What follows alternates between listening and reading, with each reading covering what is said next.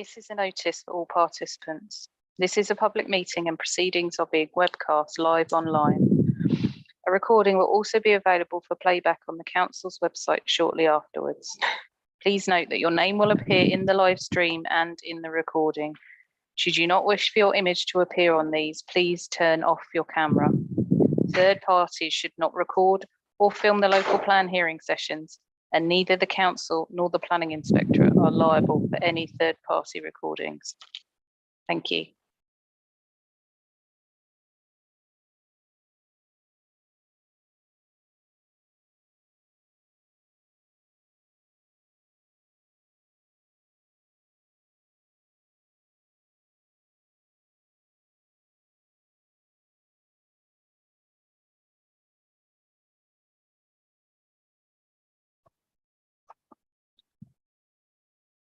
Okay, good afternoon, everybody. It's 2 o'clock, so time to resume the hearing sessions as part of the examination of the Tunbridge Wells Borough Local Plan. Hopefully everybody can see and hear me okay. Welcome back for participants that have joined us at previous sessions. My name is Matthew Birkinshaw, Chartered Town Planner and Inspector appointed by the Secretary of State to hold the examination. On the line today is Chris Banks, who's the Programme Officer, standing in for Charlotte, who can't be with us this week. So just a quick note on that. So if you've got any questions or queries or technical issues, Chris Banks is standing in as the Programme Officer this week in Charlotte's absence, but Charlotte Glancy does remain the Programme Officer. So it's same contact details, same email address. And I know that Charlotte's been responding to emails and Chris has also got access to those emails. So although Chris is with us this week, if you have any queries, please do continue to contact Charlotte and use the usual contact details. This afternoon, we're going to be talking about local green spaces predominantly. There's also a second issue on open space and some of the policies around open space.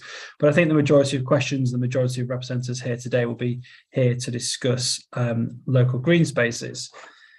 There's no agenda for this afternoon's session. I think there's about 7 or 8 questions. So we'll just take them in order on the matters, issues and questions document. As per other sessions, I'll have my camera and microphone on at all times, and so will the council. But as and when people wish to speak, if you could use the raise hand function within Zoom. So I've got mine along the bottom, share screen and reactions. So under the reactions tab, I can raise my hand like that and also lower my hand. So if you do wish to speak, if you could use the raise hand function, at that stage, turn your camera on, turn your microphone on, and introduce yourself. Let me know who you are. If you're acting on behalf of a particular landowner or particular developer or parish council group, or just local residents, that'd be much appreciated. And then, feel free to sort of engage in the discussion and the debate. What I would just say is please do have a stick to the representations that you've made. So when we get into detailed site discussions, please do stick to those sites which you have made representations upon. Any questions or queries from the council before we get going? No, thank you, sir. No. Thank you very much. Okay, well, we're on to, so this is under matter 13, which was landscape, local green space and open space. And this morning we talked about landscape within the built environment and the AUMB and rural landscapes. So we're on to issue 5, which is in the matters, issues and question document. So issue 5 is local green space. So the first question I asked the council under issue 5 was to do with local green spaces where they were already located in the Greenbelt. So the PPG, the Planning Practice Guidance, says that if you've got land already protected by Greenbelt policy, then you should consider whether or not there would be any particular additional local benefit by also designating the land as local green space. And so I asked the council, so why have you done this for your sites in the Greenbelt? And in the council's hearing statement, they produced a quite helpful table actually, which sets out the various sites. So without going through each of them, because I know that we'll come on to talk about the individual sites where people have made representations, But just as a sort of high level consideration of methodology, then, what were the main reasons for identifying sites as local green space where they were already covered by Greenbelt designation? Good afternoon. Tom Vint, Planning Officer for Tunbridge Wells Borough Council. So as we set out within our hearing statement, the Council has essentially sought to assess proposed local green space sites within the Greenbelt in a similar way to non-Greenbelt sites. And that's essentially within and outlined within our designation methodology document, which is called document 3.108B. This approach, which is in accordance with the planning practice guidance, has consequently allowed all communities within the borough, including those which are wholly within or are surrounded by the Greenbelt, which is a noted exception within the planning practice guidance, the additional local benefit of being able to identify and gain a further layer of protection for green spaces within that local community, which is demonstrably special to them, and which have particular importance within the local community. So I would just add to that, in reference to the table, you'll see that a number of the sites listed there are not wholly within the Greenbelt, they're only partially within the Greenbelt. And so by taking this approach, it means there is a consistent policy approach across a particular site.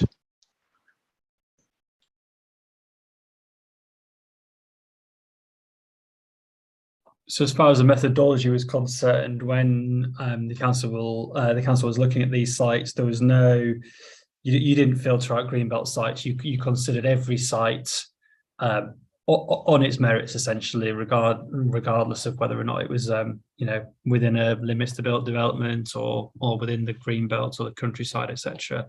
It was just a consideration of whether or not it met obviously the tests and the framework for designation.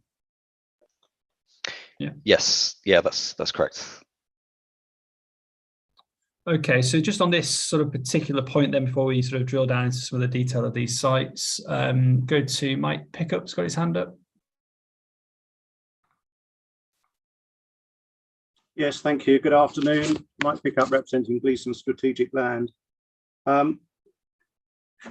Just to make the comment that in fact, I think the number is 24 of the 173 sites in Appendix 2 are Greenbelt or Greenbelt related sites, which is 14% of the number of sites being put forward by the council. And in their methodology, I was very surprised when I looked through it to see how they screened out the various sites.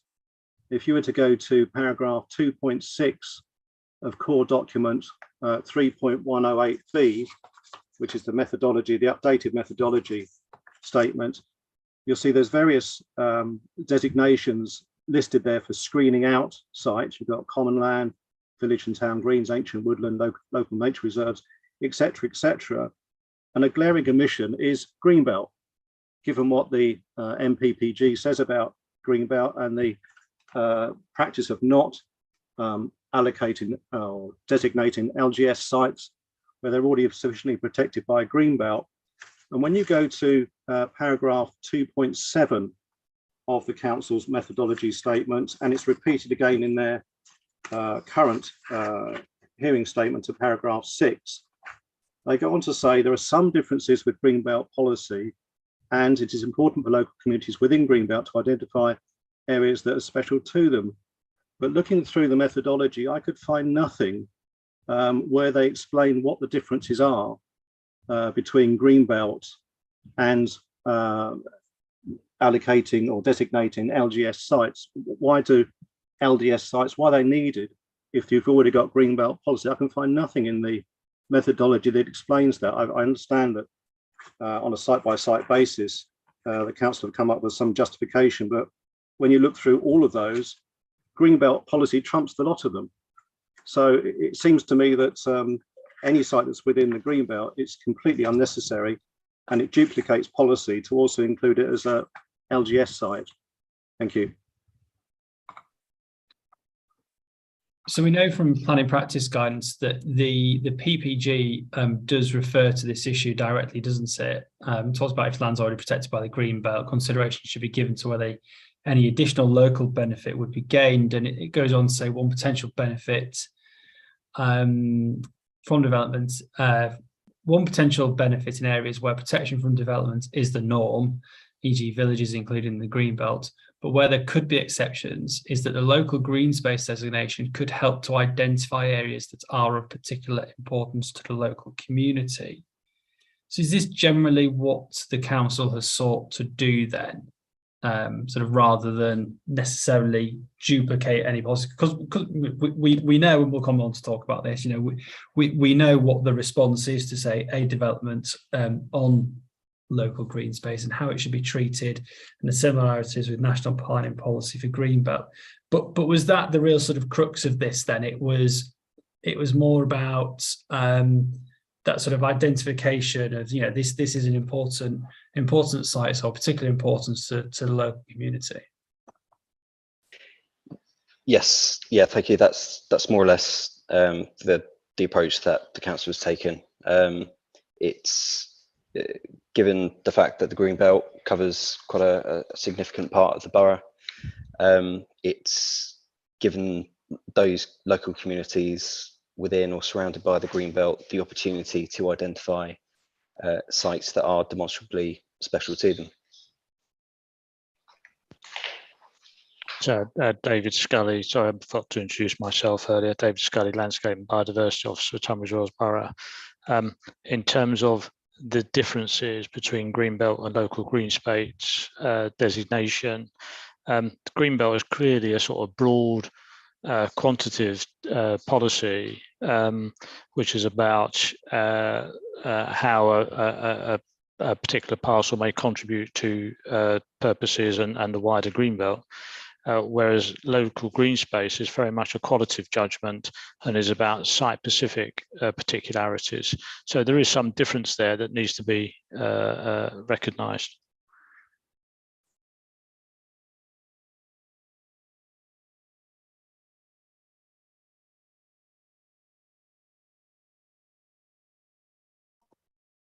Okay, let's just seek some other views on this. We've got Elena Dollymore, please. Is that correct pronunciation? Yes, hello, that's correct. Yes, sorry, I'm here from the Rural Planning Practice on behalf of Mr. Henley, but I'm fairly new to the process. And going on Mike's point, I just wanted to ask how the council approached the demonstrably special criteria in a Greenbelt. We know that, you know, it's been explained that the differences to the community as to just general Greenbelt policy. But what is the demonstrably special in a Greenbelt? And because that's not really covered in the methodology, is there any particular criteria the council was trying to see? How did they approach the local community to get that? What is demonstrably special? Thank you. Okay, one for the council to answer then. Yes, thank you. So in terms of the assessment that the council made in terms of whether a site is demonstrably special to a local community, we have quite extensively set out within our designation methodology document the site assessment process which the council has undertaken. But broadly, it's essentially in line with the National Planning Policy Framework, which sets out, again, broad criteria that sites proposed for designation as local green space should be assessed against. So we've essentially applied that assessment and that wording within the NPPF to all sites that have been considered in the borough. So in terms of the actual consideration of demonstrably special, if you look at the Appendix 1 of the green space methodology, it sets out there the evidence related to Demonstrably special in terms of a site's beauty, historic significance, recreational value, tranquility, richness of its wildlife. There is no prescriptive way of doing this, but we have followed the guidance. Okay, thank you. And then presumably then on a lot of these things about whether it's demonstrably special, natural beauty, is sort of more character and appearance type points, but presumably this comes down to an element of professional planning judgment, and there'll be disagreements between local planning authority, local community even, and others about whether or not a particular site is demonstrably special, in terms of its openness, its character, its contribution to wider context, etc., etc. So presumably there's sort of judgments to be had on all these sites. And is it fair to say then that those judgments and sort of rationale and reasoning, obviously you've got the local green space assessment and it's got the table within that. So the table that sets out all the sites and it's got the site, the description, etc., and a sort of note alongside it. Is that the reasoning? Is that the rationale? Is that where the reasons for these sites are set out then, or are they located in another place? Yeah, yes, sir. It is. That is the, if you like, the summary. But you would have heard earlier in sessions about the work that the council did with parish councils in bringing forward this plan, and part of that work was to meet with parish councils and discuss potential local green space assessments. And the council is not proposing any local green space which does not have local support from the parish council or other bodies. And it is, as you say, quite a subjective issue without any strict methodology. And just to add to that, each and every individual site has been assessed within the local green space assessment document, which is called document 3.108A. As part of this topic, and as part of this issue, sort of questions 1 and 2 can be read alongside each other to some extent. Then, because you've talked about how you didn't sieve out Greenbelt sites. It's about whether they held that sort of particular importance, and the framework talks about the designation of land is to allow communities to identify and protect green areas of particular importance to them, which led me to the question about picking up on this point then, that not all the designations were put forward by local communities, and some have been identified by the council. A couple of questions then on that point. Firstly, why did the council choose to do that? And do you think that that's within the sort of the spirit and the thrust of what the framework is seeking to do with these particular land designations? So I'll let my colleague answer the details of that. But just to be clear, when we started this quite early in the plan making process, either parish councils weren't necessarily fully engaged with that planning process at that stage. And in particular to neighbourhood plans, there was only the one neighbourhood planning group at that time. It was an entirely new designation. And so when we first inquired of the parishes and the various groups about this issue, we met with a lot of cases of complete silence. And that was because they were trying to understand it, wondering how they would approach it, how they would come to a view on these issues. And so in order to ensure that we put sites through a consultation process early on, we did identify sites which we thought should be considered. And that, I think, has been done elsewhere with other local green spaces to make sure they're put before the community who may not fully appreciate the policy background until they see something put before them. However, and as I explained earlier, these were then subsequently discussed, but my colleague will tell you a bit more about the detail of how that then proceeded.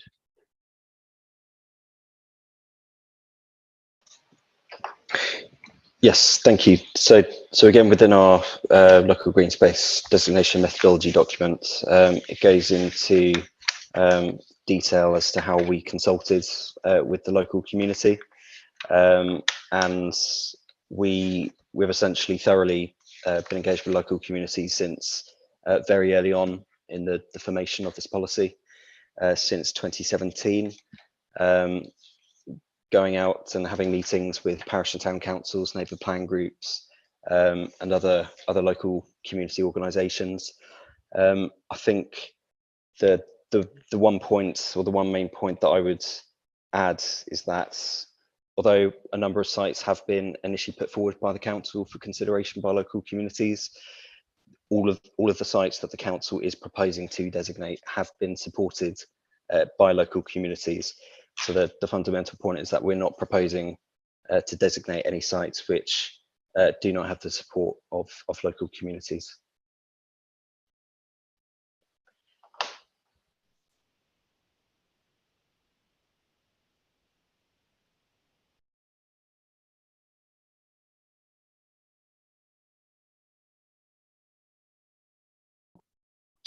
Okay, a couple of hands got up here, so we'll take these questions then. So Mr. Pickup, please, first. Yes, just going back a stage to the council's statement, I'll just go back to the table 1. I don't think I've heard anything that contradicts what I was saying before, which is that the justification for why these sites are considered special and needing LGS designation over and above Greenbelt, there's nothing in any of those that wouldn't be protected by Greenbelt policy in any event, especially where the sites are 100% within the Greenbelt. That's the first point. And the second point is that my reading of the NPPF and NPPG is that the identification of local green space should very definitely come from the local community. It's quite clear what it says in the paragraph 101 of the NPPF, that it allows communities to identify protected green areas of particular importance to them. And that's followed up in the NPPG, which says that local spaces may be designated, those spaces are demonstrably special to the local community. Now, in this case, we've got 81 of the 173 sites identified by the council. That's 45%. 45% of these sites that have come forward, and it's an extraordinary number. I mean, in my experience, there's no other local plan that has this number of local green space sites coming forward, have all been identified by council officers in effect. And then they've, in effect, touted around their suggestions to try and get support from the local community. And when we go through your next question in relation to the site I'm interested in, you'll see how there's been misrepresentation in terms of those responses. And so they've relied on responses that don't necessarily justify the designation of local green space. So I'm very concerned about the way the whole procedure has come about, and that these sites haven't all been, or only slightly more than half have been identified by the local community. The rest have been identified by the council.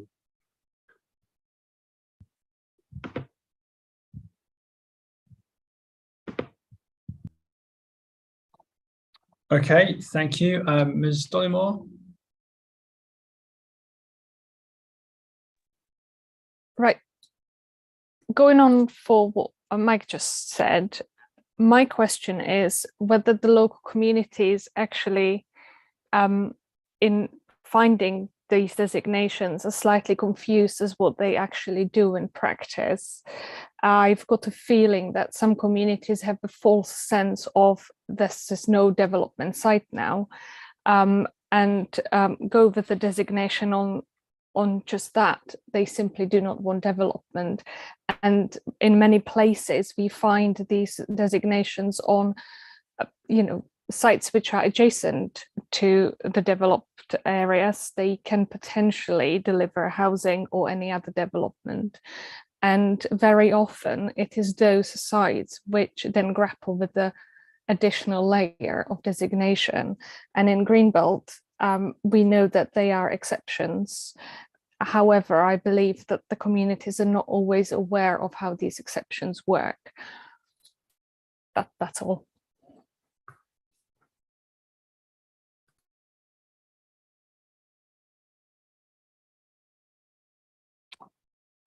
Okay, any further comments from the council? Yes, yeah, thank you. So I think in terms of just briefly on the approach that the council has taken to sites that the council initially put forward for consideration, as per the methodology, the council has thoroughly assessed each individual site, regardless of the origin of the site being put forward. So the fact that some sites initially put forward by the council has had sort of no bearing on the overall assessment that the council has concluded for that site. And of course, 45% of the sites that the council initially considered for designation, the council is not proposing to designate. I think just going back to the point in terms of what the planning practice guidance says in terms of who can submit a site for consideration, the planning practice guidance specifically states that anyone who wants an area to be designated as local green space can put that site forward. And again, all sites have been consulted on with local communities, and all sites that the council is proposing to designate are supported by local communities. I think the final point would be that the fact that some of these sites are supported by local communities is evident by the fact that within some made now neighbourhood development plans, some of these sites have been designated and found suitable by examining inspectors. So I would just add and sort of support that. Firstly, in terms of meeting and discussion with the parishes, clearly we have talked to them about and explained the policy.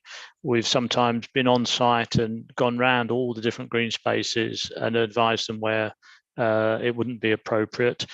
We have taken into account, as set out in the hearing statement, whether sites are suitable for potential development and have not used them to frustrate development.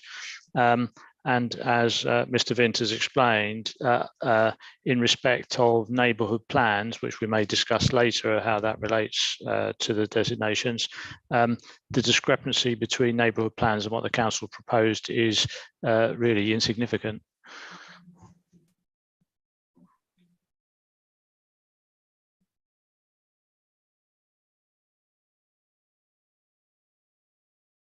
So when you say that the sites, I think you said that all the sites that were put forward by the council have been supported by local communities. So is that people responding at Reg 19 stage, presumably, or Reg 18 stage? When you say they're being supported, how's that support come about? So yeah, so it's through a mix of the regulation 18 and 19 consultations, receiving representations from parish and town councils, neighbour plan groups, commenting their support. Also within emerging neighbourhood development plans, whether it be sort of regulation 14 or 16 stage, and of course now within some made neighbourhood development plans, the sites that the council has put forward, within the neighbour plans have also sought to propose those sites. We've also had extensive engagement with local communities throughout the process, and again we outlined that within our designation methodology document. And I believe in December 2020, post regulation 18 consultation, we had an informal consultation with parish and town councils and neighbourhood development plan groups across the borough to request whether or not they supported the proposals that we were going to propose in the pre-submission local plan, to which they did.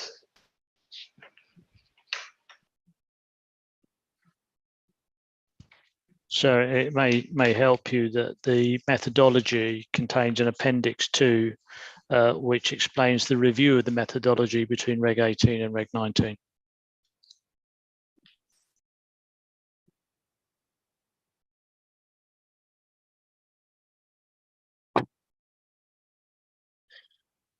Okay, thank you. Right, let's go through. So obviously the representatives here today and representations on some of these individual sites, and we'll take them in order. So, question 3 related to site 217.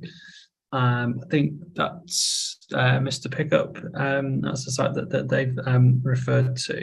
So just taking this one then, so how is this site demonstrably special to the local community? How does it meet the requirements for designation then?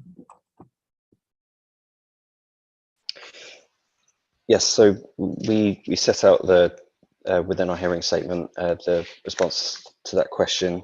So within our local green space assessment document, which is called document 3.108, our assessment states that while it's acknowledged that the site is partly within a conservation area, it's considered that the site benefits from further local green space protection because of its special value to the local community. The site's special to the local community as it's an area of natural beauty that provides an important green space gap between the built development of Royal Tunbridge Wells and Pembury. It's therefore considered that the site contributes to the character setting and local visual amenity of the settlement. So the site doesn't benefit from any form of planning permission. It's not allocated or proposed for development within the emerging local plan. The council also doesn't consider it to be an extensive tract of land, and it's also in close proximity to Royal Tunbridge Wells. The site was submitted during the call for sites proposed for development, which was assessed within the council's Sheila document, which essentially found the site to be unsuitable because of the harm that would be caused to the Greenbelt, high harm that would be caused to the Greenbelt, as well as the setting of the area of outstanding natural beauty, as well as a number of other constraints relating to landscape and highways concerns. And then similarly, the sustainability appraisal has said that the site helps to prevent coalescence between Tunbridge Wells and Pembury. And again, there are significant concerns about the impact developing on the site would have on the landscape and settlement pattern. There's also a cycle route alongside the road, and it's a main road between Pembury and Royal Tunbridge Wells. So it's viewed by a great many people every day, and it forms an attractive landscape approach to either settlement, as well as an attractive visual gap between each settlement.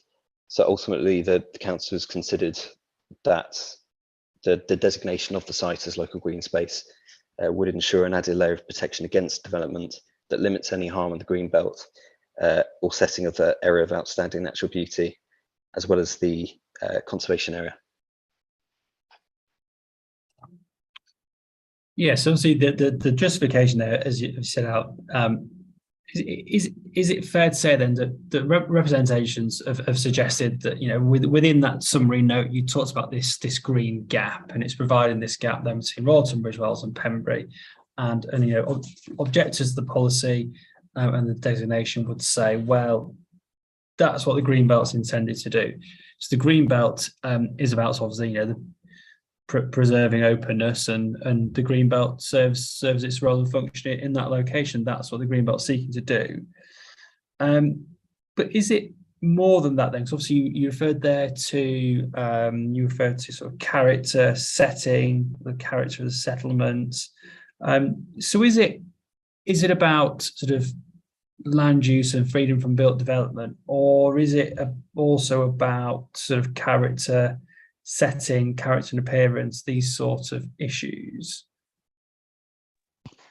Yes, it is. I mean, the comments refer to the sort of attractive appearance of the tract of land, which isn't a greenbelt quality at all.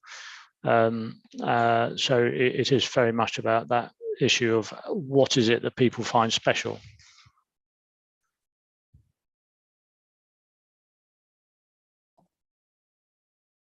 And why do you think that what qualities about this particular site then do you think make it demonstrably special?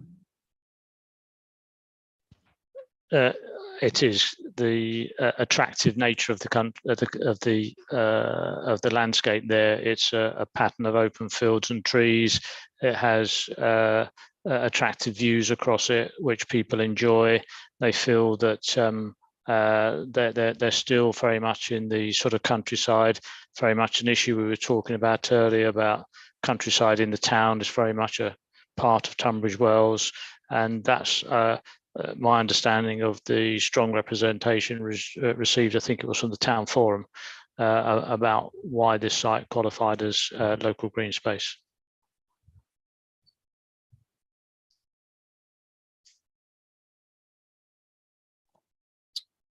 Okay, Mr. Pickup. Yes, thank you. If you'd indulge me, I'd like to just go through the council's statement paragraph by paragraph. There's only 10 paragraphs to go through, and 2 of them I can skip fairly quickly. In the first paragraph, they refer to the PPG, but they don't then go on to say what the PPG also says is what local benefit would be derived from LGS designation in addition to Greenbelt designation. In the next paragraph, they talk about, and you picked up on it, what they regard as being special about this site. And I need to take you back to paragraph 3.11 of the council's methodology statement, which sets out the various, it's criteria 5, and they've got 5 bullet points under that as to which makes why the site's special, and that's linked back in turn to the NPPF paragraph 102, which says here, demonstrably special, local green space designation should only, and I'll emphasize the word should only be designated where the green space is demonstrably special to the local community and holds a particular local significance, for example, beauty, historic significance, recreational value, tranquility, richness of its wildlife. Now, they're the criteria that the council pick up on in their methodology statement, and they widen out those chronology in terms of beauty, in terms of historic significance, in terms of local significance, recreational value, etc. Now, as part of our submissions, you will have seen that Gleason's appointed environmental consultants, the Environmental Design Partnership, and that's Appendix 2 to our representations to the hearing. And within that document at paragraph 3.31, EDP have actually assessed in some detail and the subject of separate reports also submitted to the council looking at those specific aspects. In relation to beauty, the site is not in an area of outstanding natural beauty. And the landscape assessment assessed the land, in fact, as being of medium to low quality. In terms of historic significance, there is a listed building, Pembury Grange, but that's some distance away from the site and is not affected by our proposals to develop part of the site. The site has no recreational value. There's no public access to the land. It's not a public open space. There's no public footpath. In terms of tranquility, you've got a fairly busy road, the A264 next door, and that was assessed as being low. And the richness of wildlife, we had a wildlife assessment undertaken, and that was considered to be medium. And there was nothing on the site that couldn't be dealt with through mitigation in the normal way of any development. It's true the site doesn't benefit from planning permission. It's true the site isn't allocated in the emerging local plan, but Gleesons have put forward representation since, I think, 2017 to seek to have the land allocated. In fact, it's not the entire gap between the built-up confines of Tunbridge Wells and the Pembury bypass. It's only part of that land, and it was proposed to round off part of the land to provide 75 to 80 houses, with the rest of the land reserved in perpetuity for its recreational, informal recreation, which would actually safeguard the gap between the housing site and the Pembury bypass. There is a master plan. You can see it in your own time, as it were. It's page 33 of the EDP report, which shows how Gleeson's intended to develop the site had it come forward in the local plan. And I'll just say that in terms of the Greenbelt policy, we feel that was flawed, because what that did, that looked at taking out the whole of this site and indeed the land to the north. In other words, all the land between the built-up confines of Tunbridge Wells and the bypass, taking that all out, and it was assessed on that basis as the level of harm. Well, the level of harm is much reduced if you're only going to take part of that area, and we assess that as being a medium impact, medium or low impact, in fact. Going on to the setting of the area of outstanding natural beauty, well, as I say, the site's not in the area of outstanding natural beauty. There are trees along the boundary of the site which front onto the A264, all of which are in a conservation area.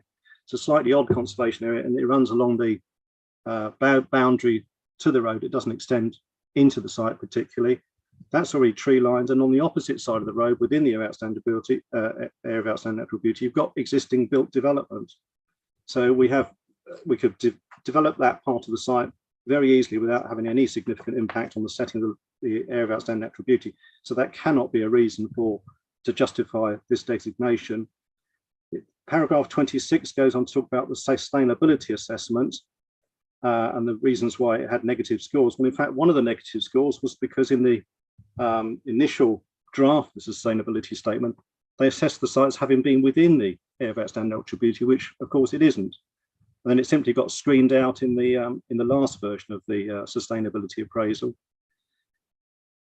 Then going on to the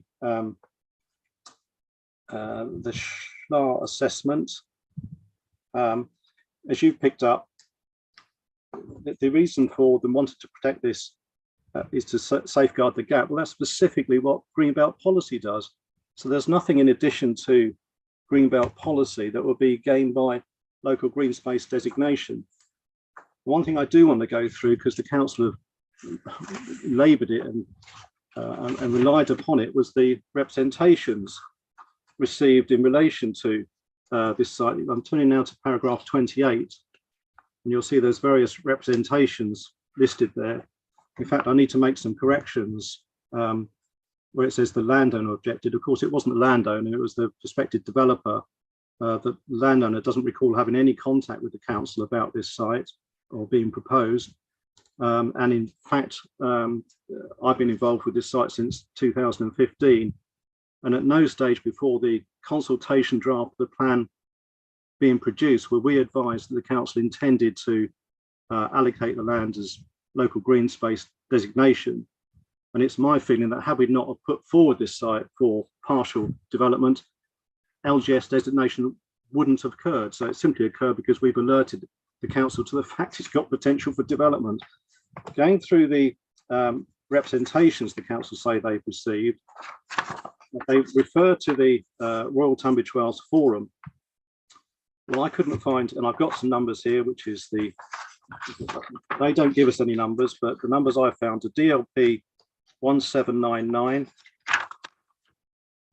This is to the consultation draft. Bear with me a sec. 1847 and 1900, all from the Royal Tunbridge Wells Town Forum.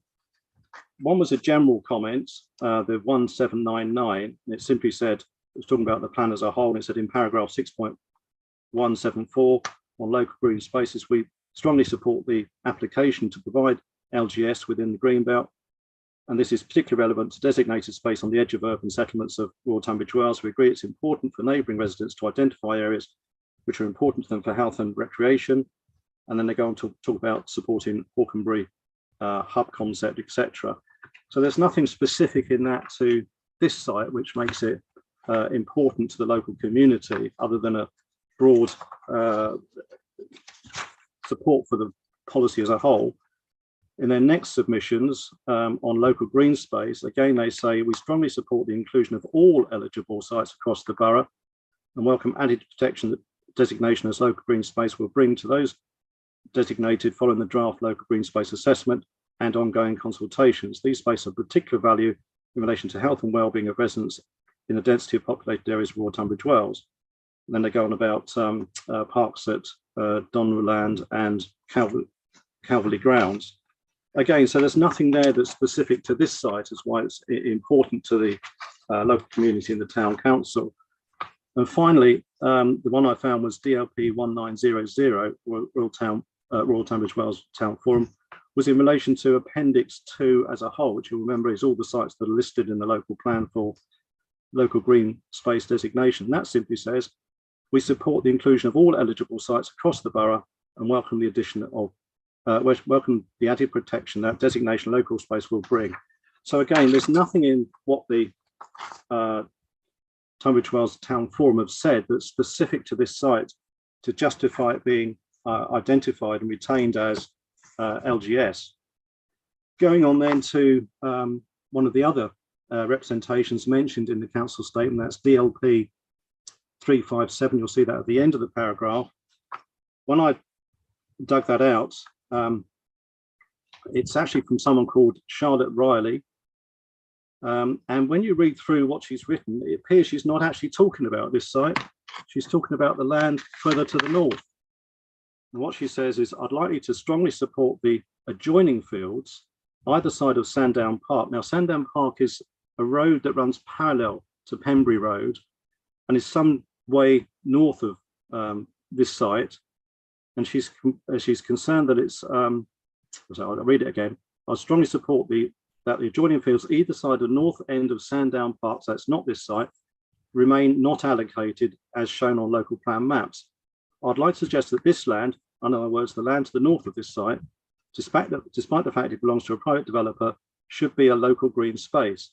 This makes sense because it incorporates a section of Alness Wood, which is west of the A21 and joins these fields. Well, when I looked on the Natural England magic map system, Alsnet Wood is actually on the other side of the Pembury bypass. It's on the eastern side of the bypass and adjoins the hospital land. So it's not our site either. And it goes on, the north end of Sandown Park still retains the character of estate parkland and is a mature chestnut avenue, greatly loved by local residents. Well, our site doesn't adjoin that horse chestnut avenue. And it's definitely not the trees along the Pembury Road frontage, because being with the conservation area, they're protected, and the protection states that they're chestnut, conifers, beech and oak. So it's not those trees she's talking about. Then she goes on to say the joining of this area, the part of Alsnet Wood and site 217 would be a great asset to the town. I note that the part of Alsnet Wood west of the A21 is designated EN6 historic environment, and it'd be good to see this brought into the local green space for it to be properly managed and preserved for people to enjoy. See your paragraphs 6.46 and page 376. So again, there's nothing that this representative has said that's specific to this site that justifies its designation as local green space. Then the council statement says, received a residents and councillors comment. Well, I tried to, as best I can, to track down the councillors comment, and they've said it's DLP 538. Well, the only one I could find was DLP 537, and that's in relation to policy EN17 and EN18. It's from a councillor, Frank Williams, and all he said was, both are welcome reinforcements of current positions. Open space is needed to promote the discrete area of greenfield between settlements of Sherwood, Tunbridge Wells and Pembury. Again, there's nothing specific here that talks about this particular site and the need for local green space designation, or indeed sufficient to justify the council saying that it's got strong support from the local community. Because my reading, it hasn't got any strong support from the local community, and they're simply keeping it because it's something the council officer identified in the first place. Just going through, So it's saying they've received significant objections. Well, they haven't received, this is paragraph 29, they haven't received significant objections for the reasons that I've gone through. And then they go on again in paragraph 29. Council has had regard to support from the local community. Well, it's only general support about LGS policy as a whole, nothing specific to this particular site. And then on that basis, they decide that they're entirely justified in continuing with the LGS designation. So in my view, just to conclude, there's no evidence that the site is demonstrably special to the local community for any reason. The site's in the Greenbelt already. There's no benefit in LGS protection, and Greenbelt policy sets a very high bar for any development to be permitted, and LGS is simply not justified or necessary for this site. Thank you. Sorry to go on a bit. Just Mr. Pickup, if you will, just what are your views then? Obviously, I asked the council why this site should be, should be designated as LGS, and they talked about its role and function and its character, and yes, in terms of the gap and the openness, they weren't necessarily referring to the functions of the Greenbelt. They weren't necessarily referring to character and appearance points and the contribution it makes to sort of the approach to the town, the setting of the town, etc., etc. So what are your views on that then? Obviously, within your reps and your statement there, you say it's not in an area of outstanding natural beauty, but local green spaces don't have to be. No. So how would you respond to that then? Obviously, the council said the reason for this designation is exactly what I've set out. So what reasons do you disagree with that assessment of the site then?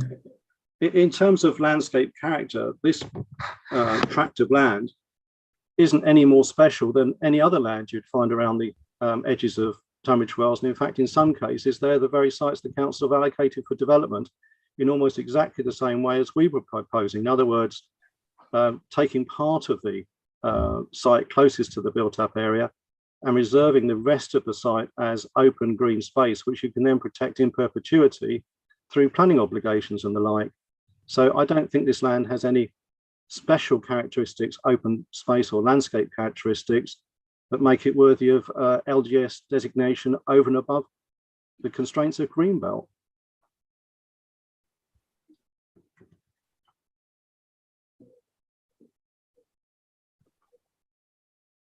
Okay, thank you. I'll hand back over to council for any points they wish to come back on.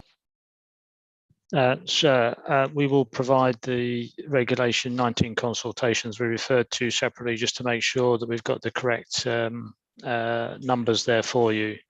There was a lot said there which relates to other matters we discussed on other days, so I won't necessarily go over those again. We did indeed write to all landowners. That is a requirement of the guidance. And again, we will check our records onto what, if any, communication was received from the landowner. But certainly, as the developer's been aware of this some time, and they've made their representations and so on, and those representations have clearly been taken into account. In terms of the comments referred to, though, from the various bodies, I didn't see any comment in there saying that these sites should not be included. They were included within the general sweep of statements, sometimes saying, particularly with Frank's comments about the area between Pembury and Tunbridge Wells, that clearly includes this area.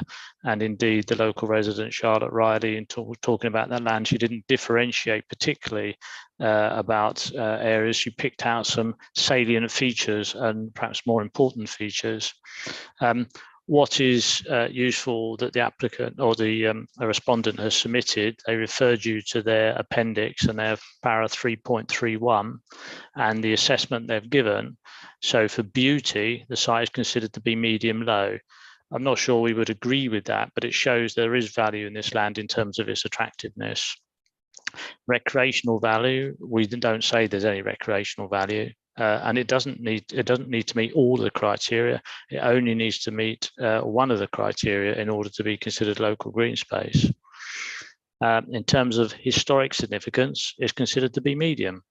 In terms of tranquility, it's low. Again, we wouldn't disagree with that. The experience of the site is from a busy road, but it is also a cycleway and a walking route. In terms of richness to wildlife, it's considered to be medium. So there is value in this land. Perhaps we don't agree exactly with those comments, but there's clearly, even the respondent has identified value. And it's a question of whether the local community in this particular context find this site of value. And I think that is explained in the reason justification for it. And so we say that despite the comments you've heard, that there is support. We will clarify that and provide any details that we need to. And we say there is value in this site that the local community has recognised that justifies the designation. It's totally consistent with the methodology we have adopted. And I strongly object to suggestions that this is just a sort of blind following of the planning proposals or the strategy for the plan. It's not. It's been done properly, thoroughly, and separately as an exercise. It should be remain as a local green space.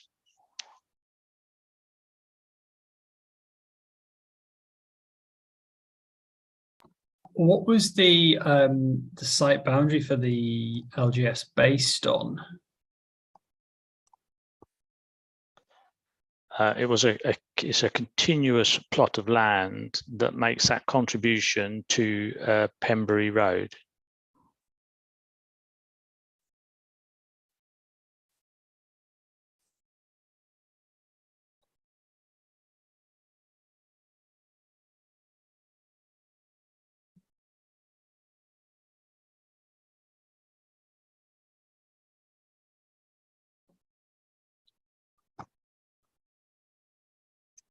Okay, Mr. Pickup, any final comments or observations? Yes, please. I'll just say that I've relied on the information the council provided in their statement in terms of the representations, and I pointed out that one of the representation numbers seems to be wrong.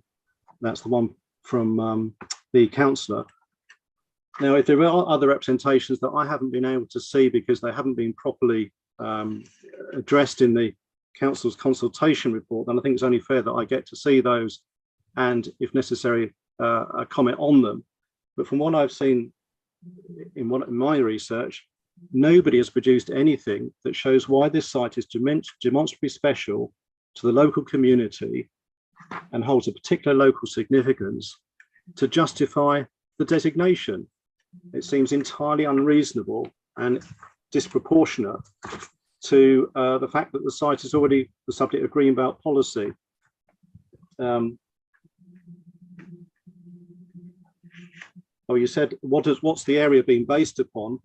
The area of the proposed designation forms almost exactly the boundary of the land that we were putting forward as part of our representations.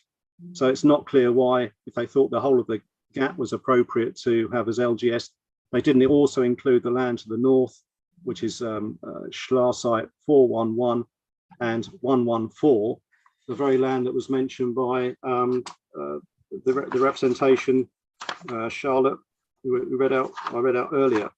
So it's not clear why they've only just considered the land almost exactly the same boundaries as the land put forward by Gleeson's to be appropriate for local green space designation, which you can understand there makes me suspicious that the only reason that's come forward is because Gleeson's made representations to have part of the land put forward for development.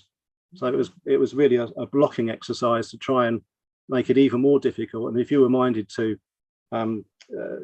release land from the Greenbelt, I think it's appropriate to release land from the Greenbelt. It was our argument that it was more sustainable to release land around rural Tunbridge Wells as a main hub, rather than to release it anywhere else at Tuley Village or wherever. It's more appropriate to release it here. And that was for the whole basis of our case. The council, for reasons that aren't clear, have rejected that case and stuck on green space policy instead to try and frustrate us. That's how I see it. Yeah, just in terms of the clarification on the reps, then obviously I've got copies of all the Regulation 19 reps. Yeah, you haven't got the, with respect, you haven't got the consultation on the reps on the consultation draft, because that's what I struggled to find. You have to go on the council's website to find those. They're not in the core documents. So the ones that they've referred to in their statement are not core document references. They come from, sorry, I've lost my bits of paper now. They come from the council's website. You have to, somewhere. So is this will be these comments will be on the council's consultation portal online, presumably? That's it. And you have to go to the Regulation 18. If you notice, their reference number is DLP. Well, that's District Local Plan, I assume, as opposed to PSLP, which is the proposed submission draft local plan. And you'll find comments on the later comments relating to that, more or less saying the same thing as the town council said previously. Yeah, well, I think it's just a point of clarification there for the council, just to double check that those references are correct, essentially. Yes, indeed. Or if there's anything else that they then rely on that I haven't seen, I think it's only reasonable that I get to see those and comment on them. Okay, yeah, I'm not asking for any further information. I think it's just a point of clarification really on reference numbers, etc. But I'll leave that to the council just to check the correct references. Anything finally then on this slide from the council as well? Any final comments? No, thank you, sir. No. I think you've heard everything from me. Thank you. Yeah. Okay. Thank you very much. We'll take a couple more, then let's say we'll stop at some point for a break. Question 4 then, which was site 20, and I think in your hearing statement this is one where you suggested that again things have maybe moved on in terms of the neighbourhood plan, I think. Yes, that's correct. So site 20 is a site within Matfield, so falls within Brentshire and Matfield parish. The neighbourhood development plan has undergone examination, and the examining inspector's report has been published, and within the neighbourhood development plan, site 20 is proposed and considered suitable for local green space designation, and therefore the council considers it appropriate to remove that from its list of local green space sites. So we talked about this, didn't we, on the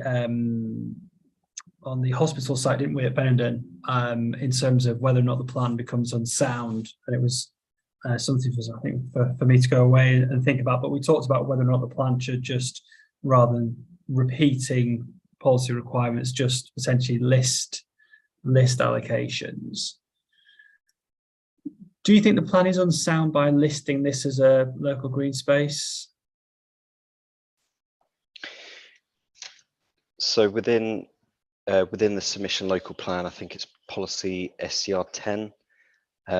We have a paragraph that I'll just bring up in front of me. So we say in paragraph 4.146 that it's the council's intention that local plan policies will not cover matters contained with the neighbourhood development plan, where the latter has progressed to having the benefit of an examiner's report before the local plan is submitted, where those matters are specific to the area of the neighbourhood plan. If this situation arises post-submission of the local plan and prior to completion of the examination, which relates to the current stage, the council may seek to withdraw relevant local plan policies through proposed modifications. So it's, and as we also set out within the introduction to our hearing statement, it's a matter of ensuring that we're not duplicating policies within the neighbourhood development plans. So I would add just in your considerations on this issue, particularly with local green spaces, which have to be special to local communities, it is very much an appropriate designation for the neighbourhood plans.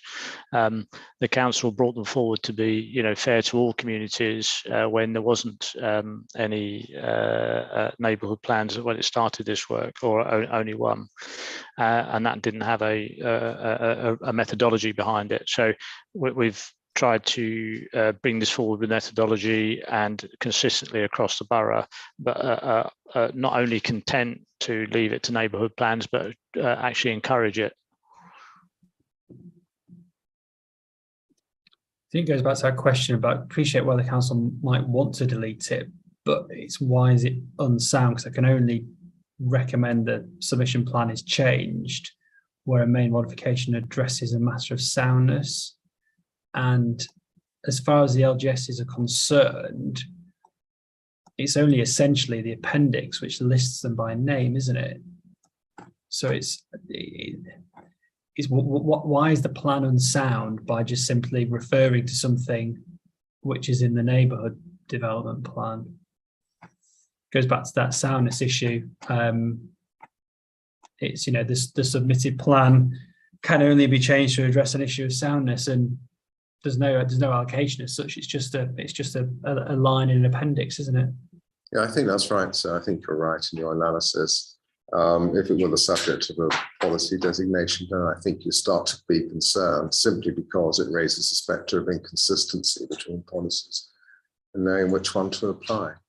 Yeah. And that's to be avoided at all costs, quite obviously.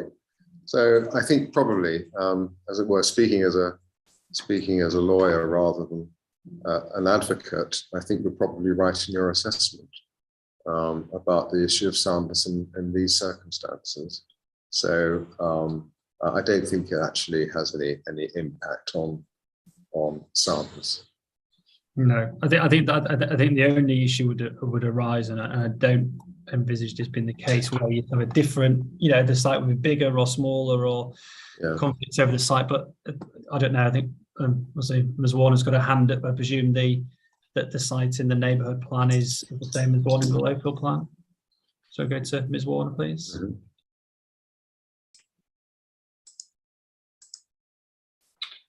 Thank you, sir. Georgie Warner, Brenchley and Matfield Parish Council. The reasons why this site is demonstrably special to the local community are as follows: public enjoyment.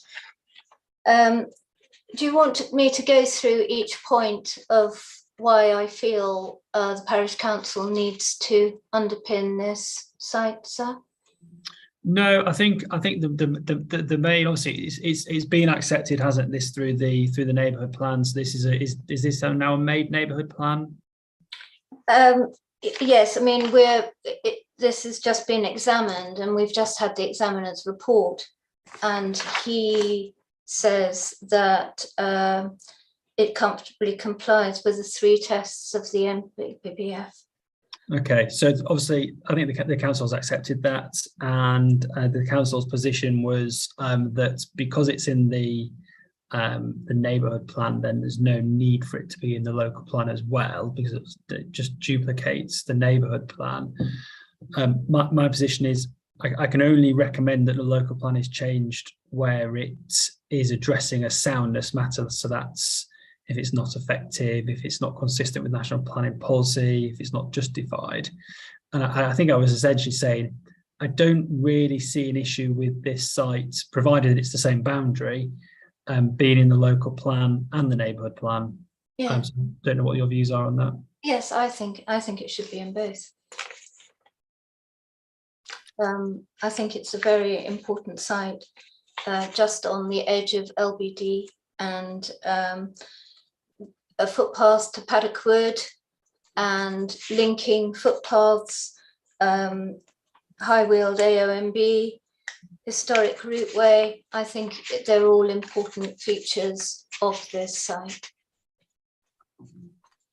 Okay, thank you. Just a question for the council. So just remind me then, is this, obviously the examiner's report has been received, is this a made neighbourhood plan now?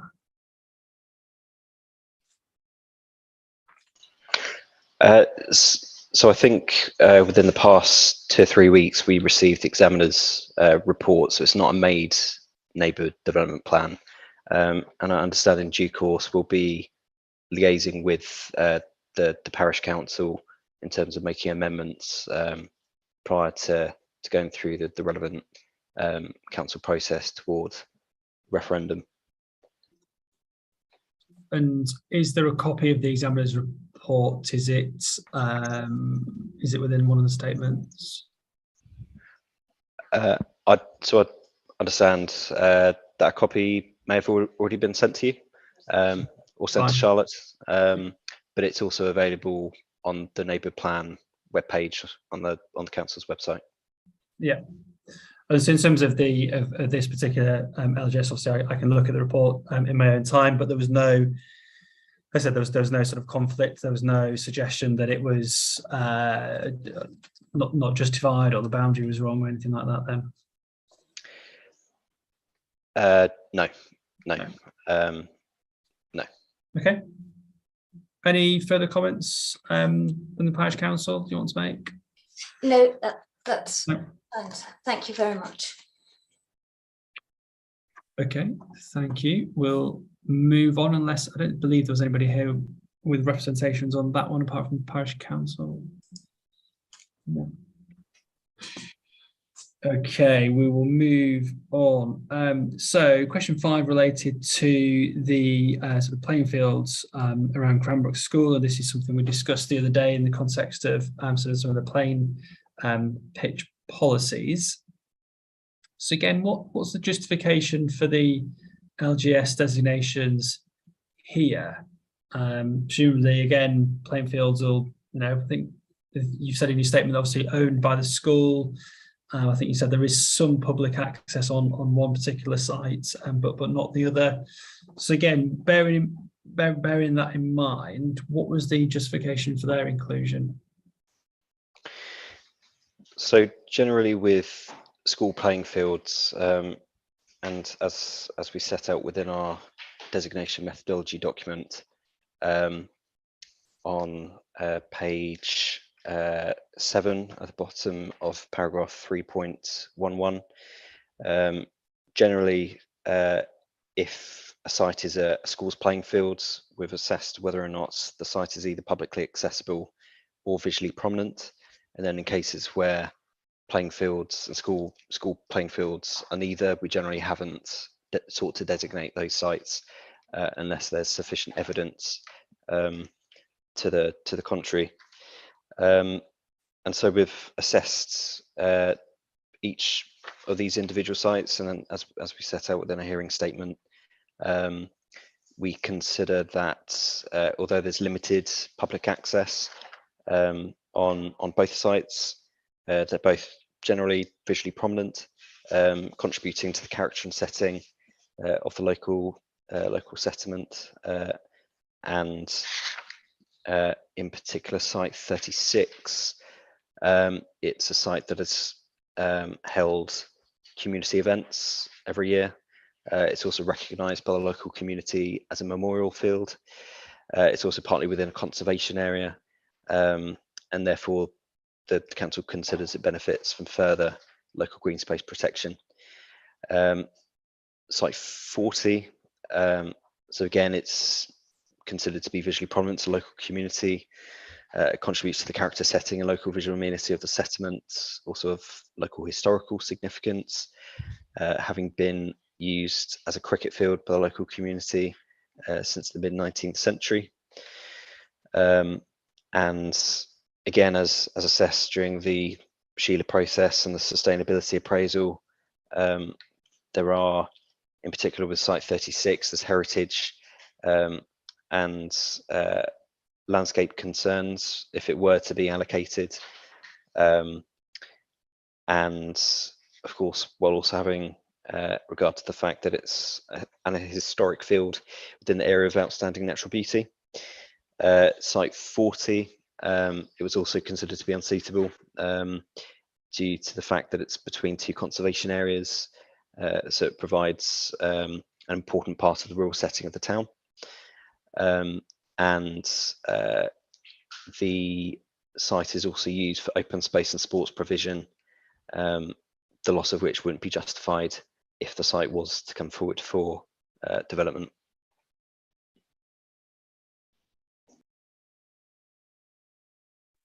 Okay, any comments on sites at Cranbrook School then from any participants today?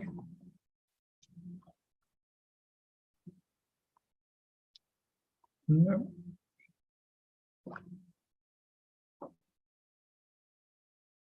Okay, we'll continue then. I've no further questions on either of those. Upon receipt of the council statement, so we'll continue. And next site, question 6 is site 45. And again, I think you've said that there's been a potential update here with regard to neighbourhood plans that have been progressing. Yes, that's correct. So site 45 has now been designated in Benenden Parish's MADE neighbourhood development plan. And that's been made, hasn't it? That's one is made. Yes, that's been made. Yeah. So that's been made, and that's again that's the same site area, presumably. There's no sort of discrepancies then between the neighbour plan and the local plan. Yes, I understand it. It is more or less the same from my understanding. Okay, this comes into question 8 really, but where you've had obviously these neighbourhood plans that have come forward, and either got to sort of referendum stage, made neighbourhood stage, just double check, just make sure then that, because like I said, I don't think there's a soundness reason to delete them from the local plans. They still would be in a local plan, but clearly there would be a soundness issue if the site boundaries were wrong. Well, when I say wrong, different. So just where you've had neighbourhood plans that have been, made or examined, then just check that the site boundaries are correct and that examiners haven't said, if for whatever reason, this needs to be changed. Yes, yeah, we can check that. Would you prefer that within a written notes from the council? I think just check them and just tell me if any of them are wrong, essentially. Okay. Which leads on to question 7, which is the Goudhurst situation then. So again, is this one where, again, neighbourhood plan has sort of come along during the preparation of the local plan? Yes, so Goudhurst also has a MADE neighbourhood development plan. So all the sites that the council proposed for designation, with the exception of site 102, have been found suitable by and have been designated in the MADE neighbourhood development plan.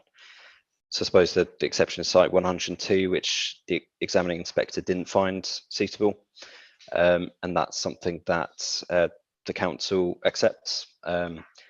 So would also propose to remove that from the council's list of sites and no longer designate that site. So just in terms of 102, then I'll just go to the various notes. What were the reasons for that? So I understand that the inspector considered that there was no evidence to justify protecting the site further beyond its existing protection, given its location within the Goudhurst conservation area, and that there was little to distinguish, in his view, the site from adjacent parcels of land to the north.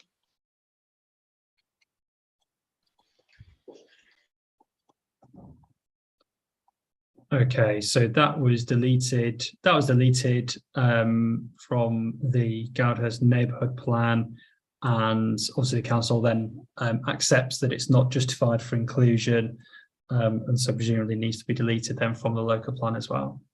Yeah, that's correct, sir. And I think out of all the neighbourhood plans that have been through, this is the only site that has failed that test. Good. That was my next question. Okay, we'll go to Ms. Dollymore, please. Hello. Now, my question to the council is that they have known about the suitability of the site, or the lack of, that is, prior to the submission of the plan we are currently discussing. My question is, why was it included in the first place?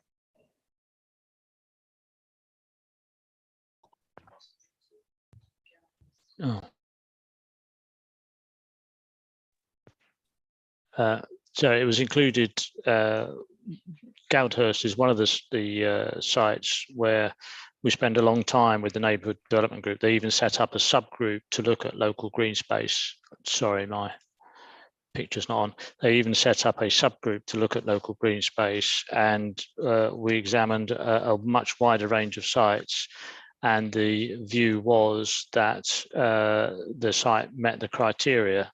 That was our view. We set that out in the submission, and the parish council took the same view. We even met with the landowner to discuss the matter and considered that representation at a meeting in the parish hall. And so we took that into consideration. I think it was a finely judged decision on that one, but we made the decision based on what we thought was a rational basis. So we did not know that it was unsuitable. We considered it was suitable. The inspector has disagreed with it. We're not arguing that.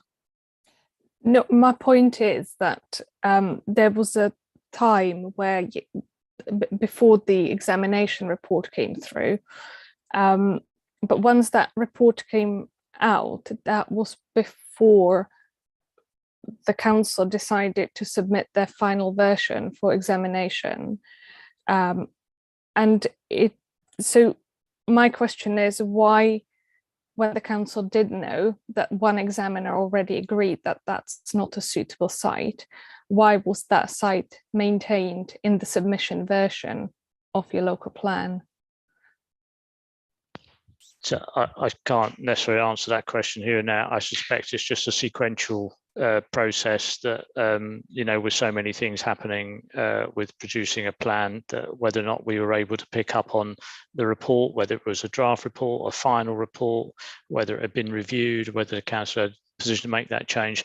But the council has been absolutely clear, even in the statements, that where neighbourhood plans decisions are made in relation to green space, we would respect those.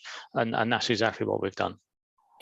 See, the reason I'm asking this question is because it was only on my persistent insistence over the space of 2 months to then actually have that site removed, even from the referendum version of the neighbourhood plan.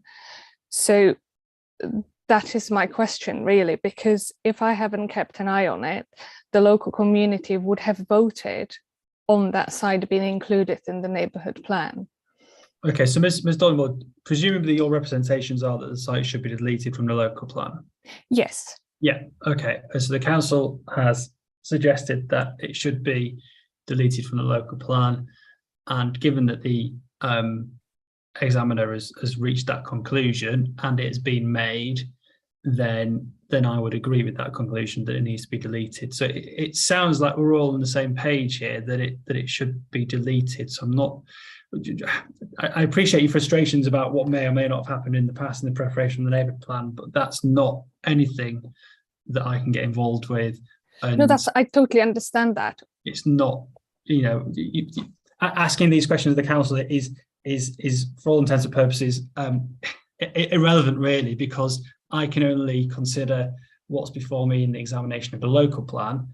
And we all agree that the allocation isn't justified and should be removed. So I'm not. You appreciate you may feel frustrated about how it's got to where it's got to, but I think we're probably all agreed on the outcome. So I'm not really sure where this is going. My question is then, if the council thoroughly, as Mr. Scully said, was thorough in preparation of their plan, why did this site slip? And are there any other sites which might have slipped in a similar manner? Well, again, that's something I've asked the council to check. So where neighbourhood plans have been examined and these sites have been looked at in detail at a local level, is for the council. I've tasked them with going away and looking at that and telling me if there's any discrepancies so that this issue doesn't occur anywhere else. Thank you. Okay, thank you. Which is question 8, really, isn't it?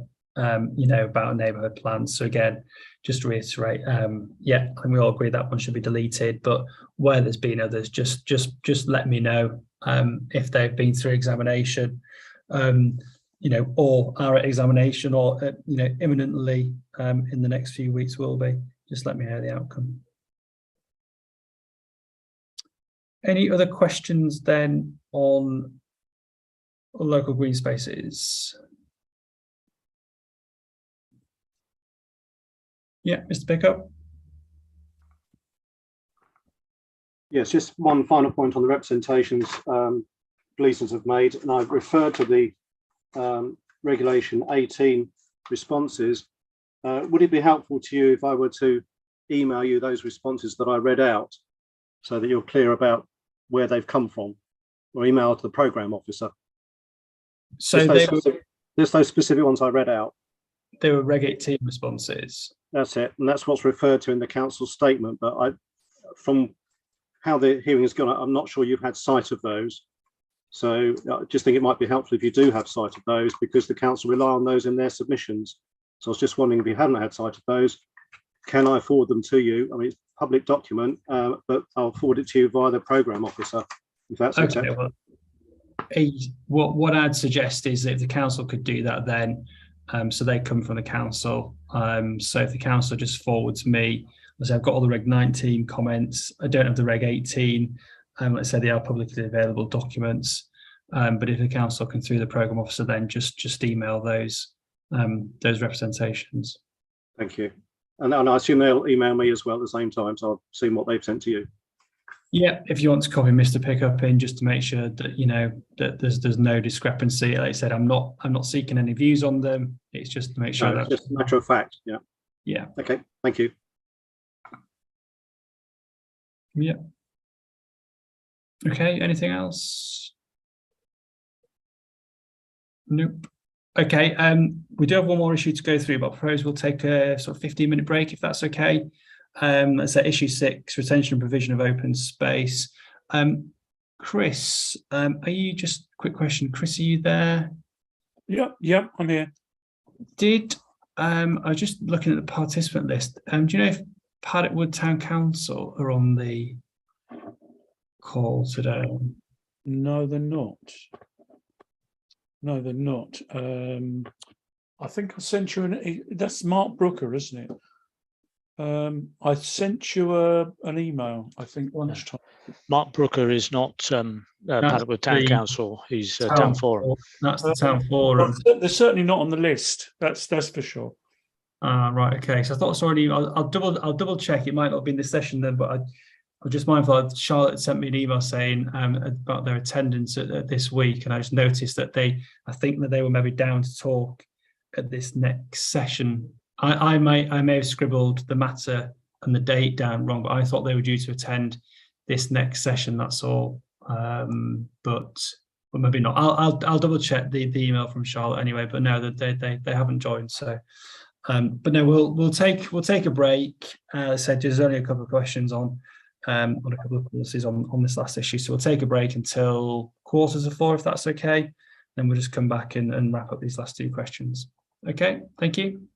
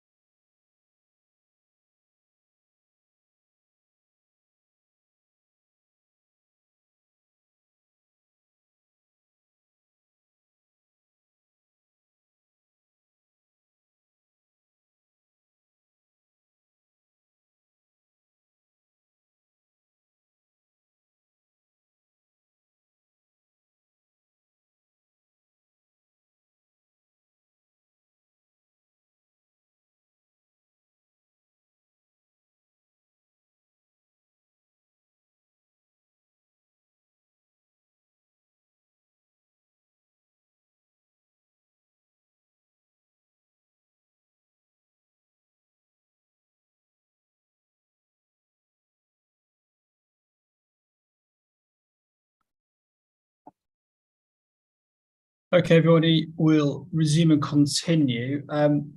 Apologies for a couple of minutes late there. I was just asking Charlotte, the Programme Officer, I was aware that Paddockwood Town Council wanted to attend this afternoon's session because they had a query. Chris, I don't know if you've managed to...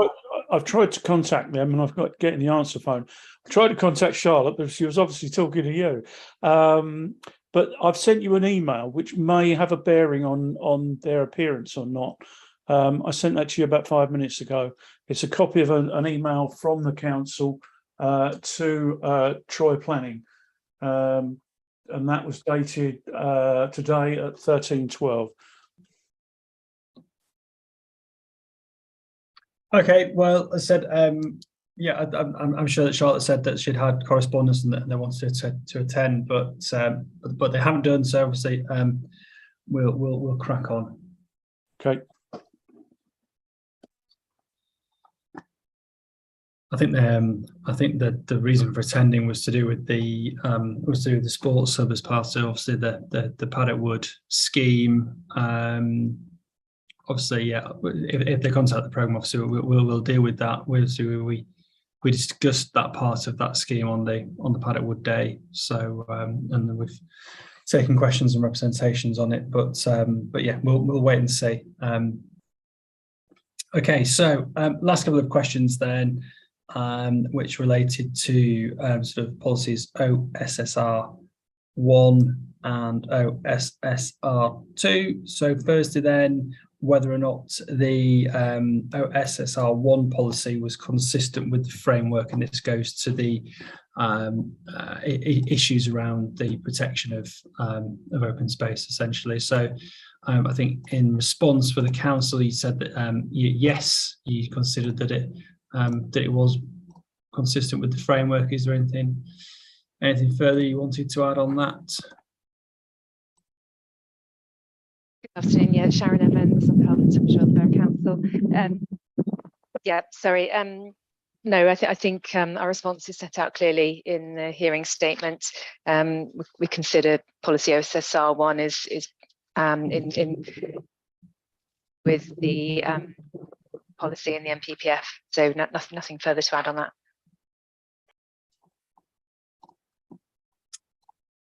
Just in having a quick look at the policy, so OSSR 1 then, and I'll just turn it up.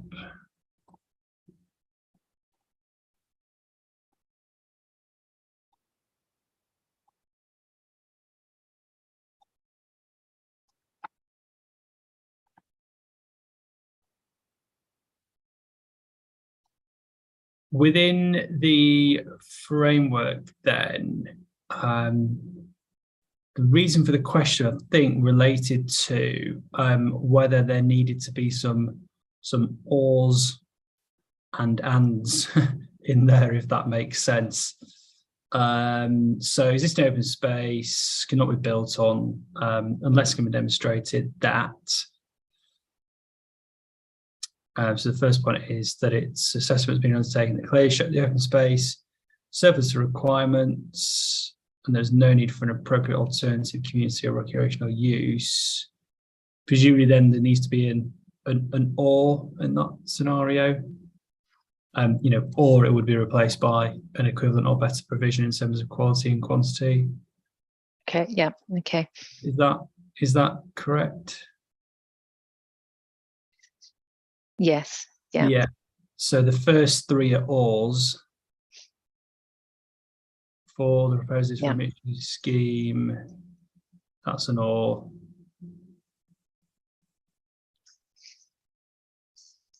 And then is the final point an and in relation to recreation buildings? Yeah, okay, yeah.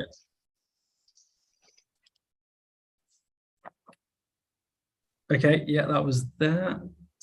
Then OSSR 2 then, obviously this sets out some quite prescriptive requirements, etc.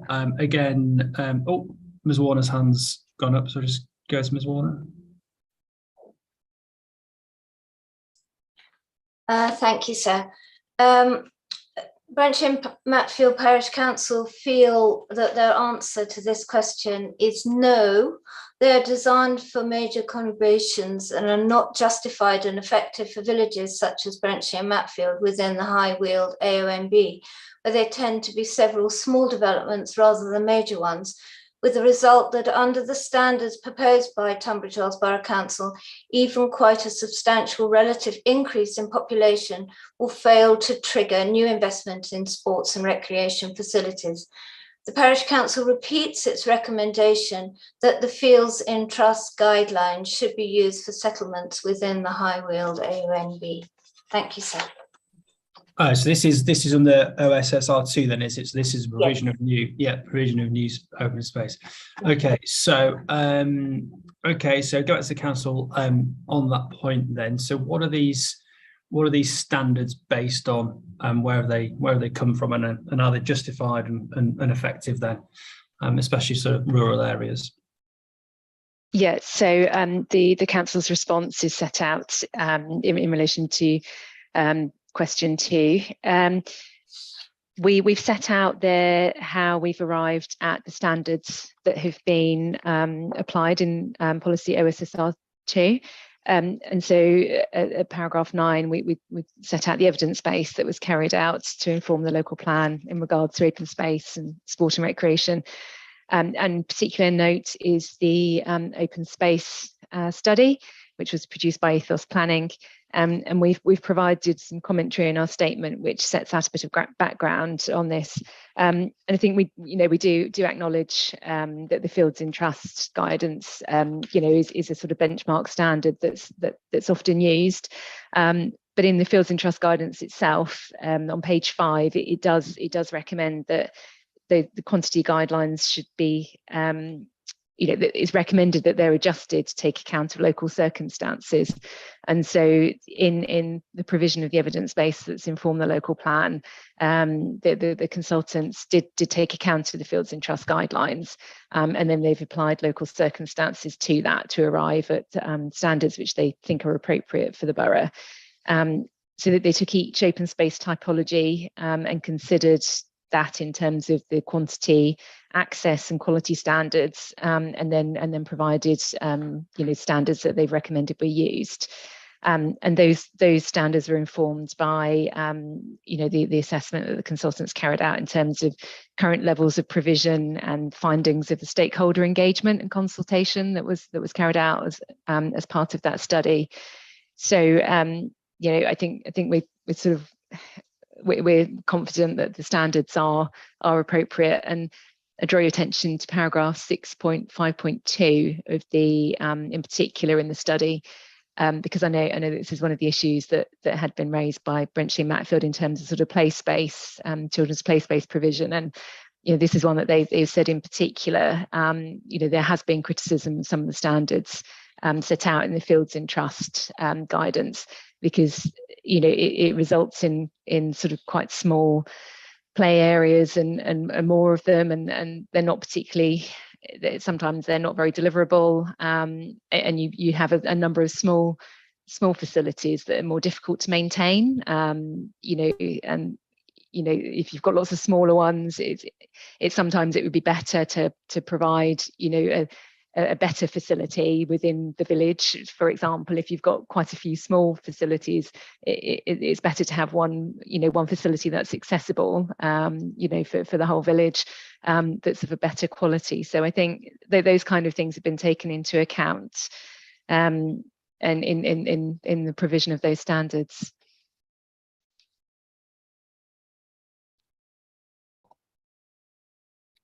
Ms. Warner, did you want to add anything further? No, sir, it's fine. Thank you very much. So for smaller developments then, you've got with table 16, the requirement for open space, sports and recreational facilities, you've got thresholds there of 1 to 19, 20 to 49, etc. What are those thresholds based on then? So what are those sort of those tables based on, the 1 to 19 and then the 20 to 49? What are they derived from? they're derived from the open space study and the recommendations provided in that, in terms of those standards.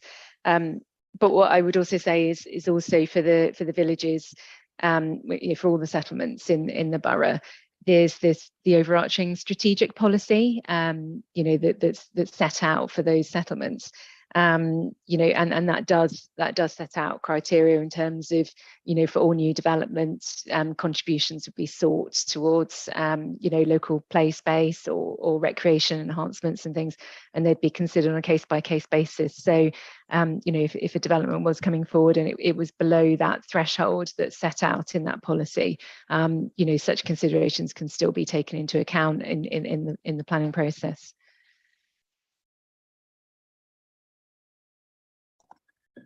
So for smaller developments, particular types of developments that you would find in some of the rural villages, then presumably would be on sites in that first category of 1 to 19 dwellings.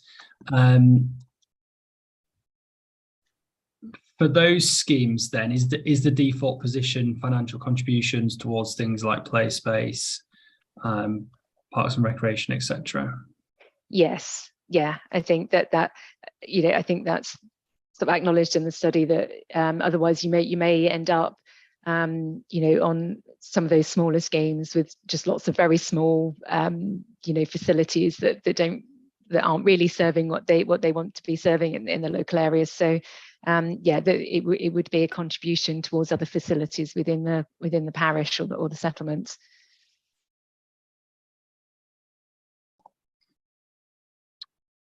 Okay, any other questions then on either of these two policies? No. Nope. Okay. And equally, Chris, we'll see no sign of the parish council. Hello, this is Chris. I've just been talking to Troy Hayes at Troy Planning. Okay. They were under the impression that you weren't going to raise the subject this afternoon. He's now just said, is it too late to join the meeting? It can do. I was under the impression that they did want to attend. Yeah. Hence the sort of the little extended break there. So if they did want to attend and make representations, I think it was on the provision of open space, spots and recreation. So I think Troy's representations related to issue 5, local green space, not open space. Okay. That's my understanding. I may be wrong. Chris, do you know if he's in the process of joining? Has he got the link? Yeah, he's got the link. Yeah, he said he would just speak to somebody else and then he'd join. He was just under the impression you weren't going to raise the issue this afternoon. Okay, I think let's say they did request to attend this session. So let's hear from Mr. Hayes. What we'll do is we'll just take a very short adjournment just whilst he logs on. We'll give him 5 minutes or so. Yep. And yeah, we'll see to see which points they wanted to make. We can take it from there. Okay, well, I'll give him a call back. Yeah. Okay. Well, we'll adjourn. I'll turn cameras and microphones off. Obviously, I'll be here, and yeah, we'll give it 5 minutes or so for him, allow him to join. Okay.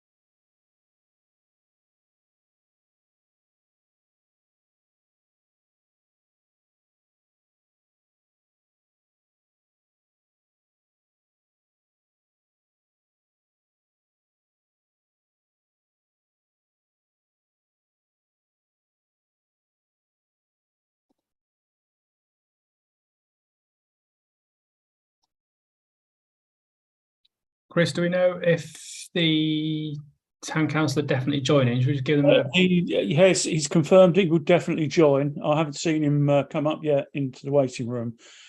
He confirmed that he had the link and confirmed that he will wish to join. Okay, we'll give it a couple more minutes until 10 past maybe. Yeah, okay. Okay.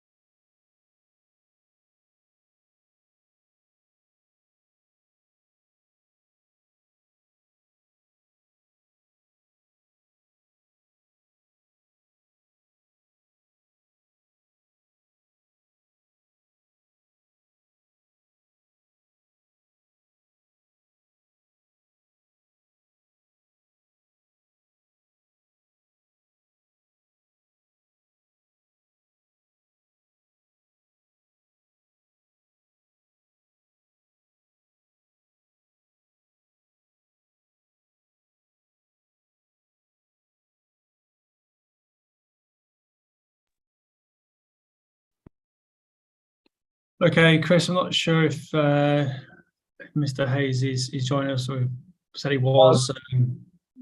Certainly hasn't come up. Hasn't come up. Okay, well, as I said before, I was only sort of so much sort of waiting around we could do.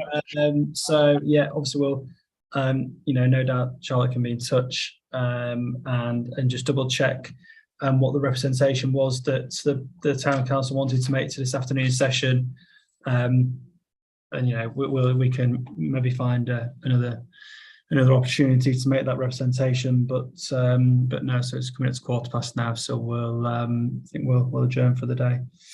Anything else from the council? Nothing from us, thank you, sir.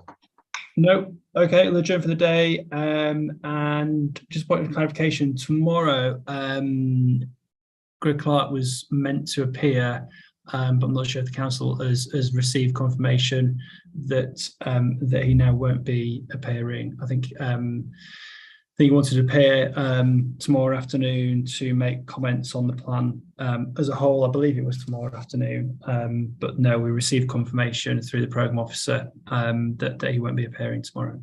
We are aware, thank you, sir. Yeah. Okay, well, thank you all for your time, and we'll adjourn for the day, and we're back tomorrow for the penultimate day, 9:30 start. So unless there's anything else. Nothing from us. No. Okay, thank you all.